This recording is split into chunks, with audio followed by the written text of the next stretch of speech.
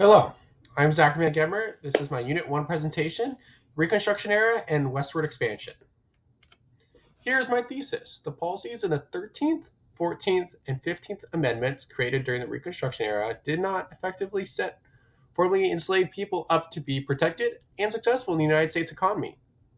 The amendments had many gaps embedded in them, allowing for exploitation and diminishing the formerly enslaved people's human rights. This leads to long term adverse effects on their lives and creates many challenges in working towards equality. These are the main arguments I'm going to bring up is gaps in the 15th Amendment led to limitations on the right of freed slaves. And second, the black codes established in the South, preventing freed slaves from being successful.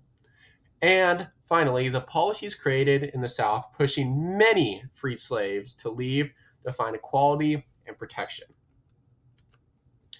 Evidence number one was gaps in the 15th Amendment led to limitations on the rights of freed slaves. Here is the U.S. Constitution 15th Amendment. The right of citizens of the United States to vote shall not be denied or abridged by the United States or by any state on account of race, color, or previous condition of servitude. This is from the U.S. Constitution Amendment. The 15th Amendment allowed no one to be denied a vote based on race, but this did not completely secure a vote for the freed slaves.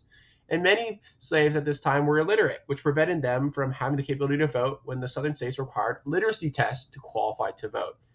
Jim Crow laws exploited the vagueness of the 15th Amendment, allowing other methods of disqualifying people from voting. And this even includes poll tax. And these are all from my sources from Brown, which is in my references.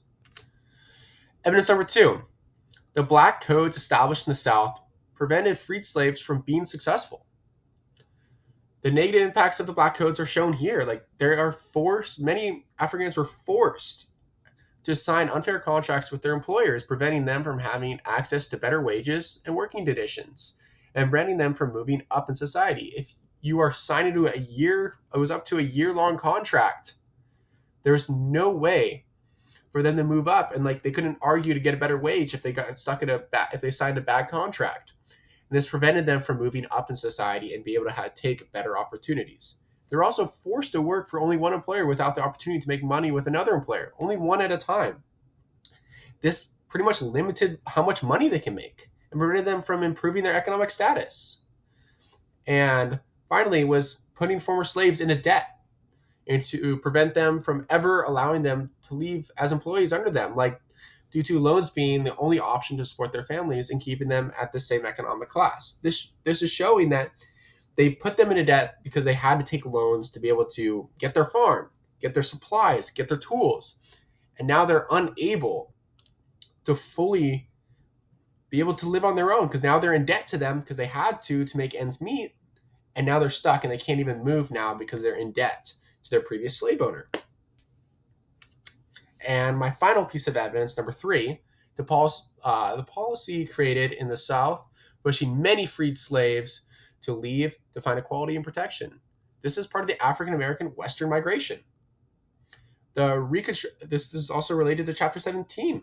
I related what the past was Chapter 16, and now the Reconstruction made life in the southern states miserable, awful for African Americans due to constant facing violence and sharecropping practices, which we went back to in the last evidence, and unequal rights.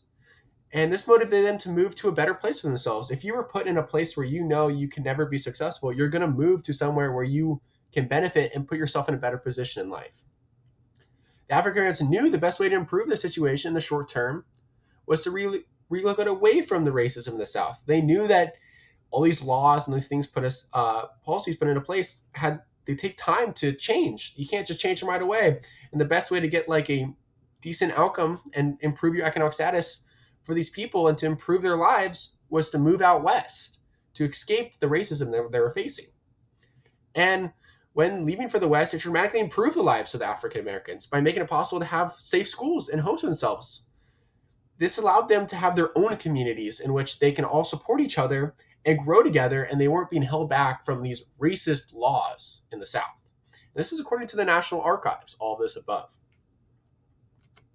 Conclusion. The policies passed for the freed slaves during the Reconstruction era was not effective enough to guarantee success and protection for their civil rights. It didn't protect them.